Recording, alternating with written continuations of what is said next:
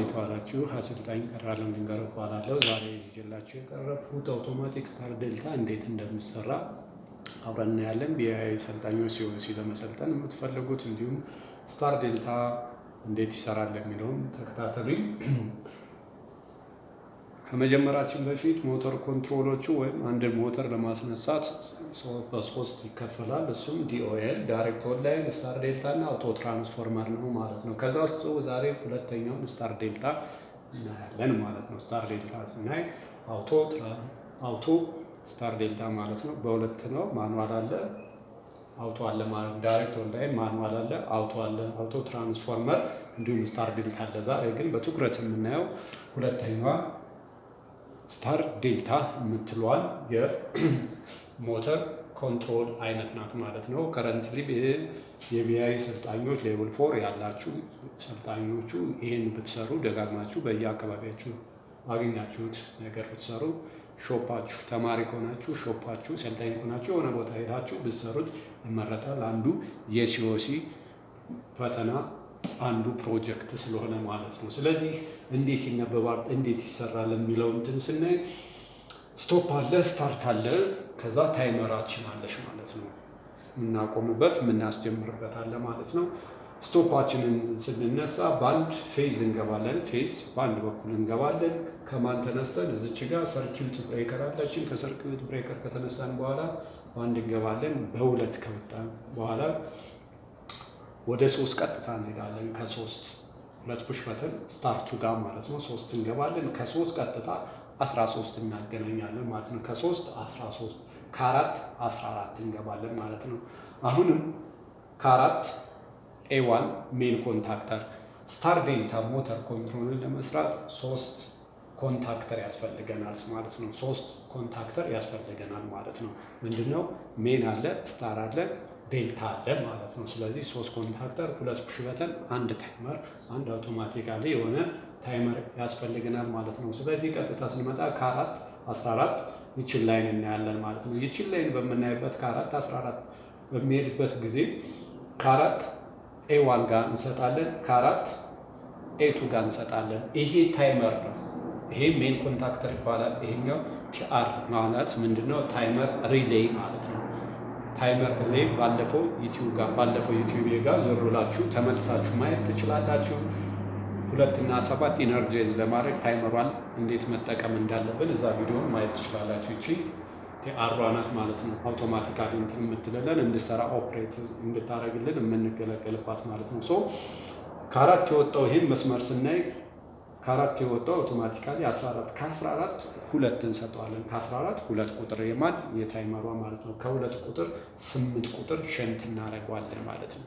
ከ2 ወደ 8 ታይመሯ ጋር ወደ 8 እናደርገዋለን ማለት ነው። ይህን መስመር እንደዚህ እንጨርሳለን። ከ4 ኤ1 ጋር እንገባለን። ሜን ኮንታክተር ጋር ከ4 14 እንገባለን። ከ14 ኤ2 ጋር መስጠት እንችላለን። 2 ጋር ከ2 8 ሸንት ይደረጋል ማለት ነው። ከ2 8 ጋር ሸንት ካረግን በኋላ 2 አይነቶች አሉ። 2 አይነት ማለት ታይመሯ ጋር 8 ከሆነች የምንጠቀምበት አውቶፑቷ 5 እና 6 ናቸው ማለት ነው። እዚች ጋር 5 አለን፣ እዚች ጋር 5 አለን፣ እዚች ጋር 6 አለን ማለት ነው። ወጪዋ 5 እና 6 ማለት ነው።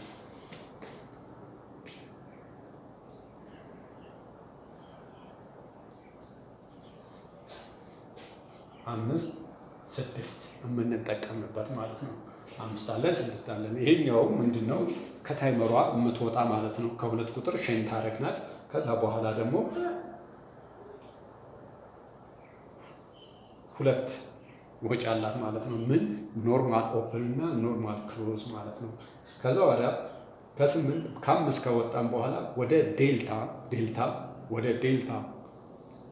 ኦቨርሎድ ወደ ዴልታ አይሚን ኦክሲላሪ ኮንታክተር ኖርማል ክሎዝድ እንገባለን ማለት ነው። ወደ ዴልታ ከገባን በኋላ ይችን መስመር ለማንበብ ዴልታ ከገባን በኋላ በትንሽ ቁጥር እንገባና በትልቅ ቁጥር ወጠን ቀጥታ ስታር ኤ1 ጋር እንሰጣለን ማለት ነው። ዶንት ፎርጌት በትንሽ ነው የሚገባ። በትልቅ ትወጣላችሁ ማለት ነው። 21 በትንሽ ትገባላችሁ፣ በትልቅ ትሆናል። 21 22 ሚሊዮናል 53 54 74 75 ኦር 71 72 የሚላለ ይሄ እንደ ኦክሲለሪው ኮንታክተር አይነቶች ይለያያል። ግን በትንሽ ትገባላችሁ፣ በትልቅ መውጣት መርሳት የለባችሁ ማለት ነው። ሶ እዚች ጋር ላይክ እንደ ፎርዋርድ ሪቨርስ ነው የምንጠቀም ማለት ነው። ፎርዋርድ ሪቨርስ ከፎርዋርዱ ወጥቶ ሪቨርስ፣ ከሪቨርስ ወጥቶ ፎርዋርድ ኦክሲለሪ ጋር እንደምንጠቀመው እዚህ ጋር እንደዛ ነው የምንጠቀመው ማለት ነው። ስለዚህ ከ5 ቁጥር ከታይመሯ ወይም ከምኗ ክሎዝ ከሆነቿ እንወጣና ዴልታ እንገባለን ማለት ነው። በትንሽ ቁጥር በዛ ከገባን በኋላ ስታር ጋር ኤዋን ጋር እንሰጣታለን ማለት ነው። እዚህ ጋር ስንመጣ ከ6 እንወጣለን ማለት ነው። ይቺን ስንት ሰጠናት ነው? 8 ስንሰጣት 5 እና 6 ኦፕሬት ነው የሚያደርጉ ማለት ነው። 8 ቁጥር ስንሰጣት ኦፕሬት የሚያደርጉ ማለት ነው። ስለዚህ እዚህ ጋር ደግሞ ስንመጣ ከ6 ቁጥር እንወጣለን ማለት ነው። ከ6 ቁጥር እንወጣና ማን ጋር እንገባለን? ስታር ጋር እንገባለን ማለት ነው። ስታር ትንሽ ቁጥር ከገባ በኋላ በትልቅ ቁጥር ዴልታ ክሪክሮስ ሆነ ማለት ነው። ዴልታ ኤዋን ጋር ይገባል ማለት ነው። ከዛ በኋላ ያለን ምንድን ነው?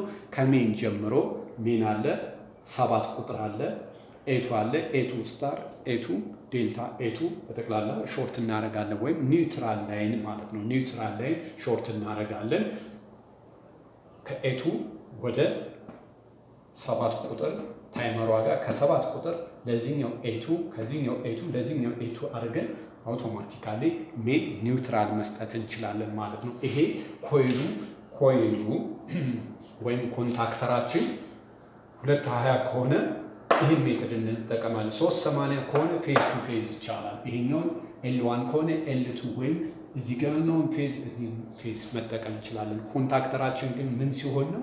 380 ኦፕሬት የሚያደርግ ከሆነ ይቻላል ማለት ነው። 380 ይቻላል። በተመሳሳይ ፌዝ መስጠት አይቻልም። ይህን አር ብንወስድ ይህን ኤስ ነው የምናደርገው ማለት ነው። በዚህ በኩልም አርን መውሰድ አይቻልም ማለት ነው። ለስሪ ፌዝ ስንጠቀም ወይም ፌዝ ቱ ፌዝ ስንጠቀም፣ ፌዝ ቱ ኒውትራል ከሆነ ደግሞ ኤቱ በጠቅላላ ምንድን ነው የሚሆነው? ኒውትራል ነው የምታደርጉት ማለት ነው። ስለዚህ በቀላሉ ስታር ዴልታን ሞተር ኦፕሬቲንግ ማድረግ ይቻላል ማለት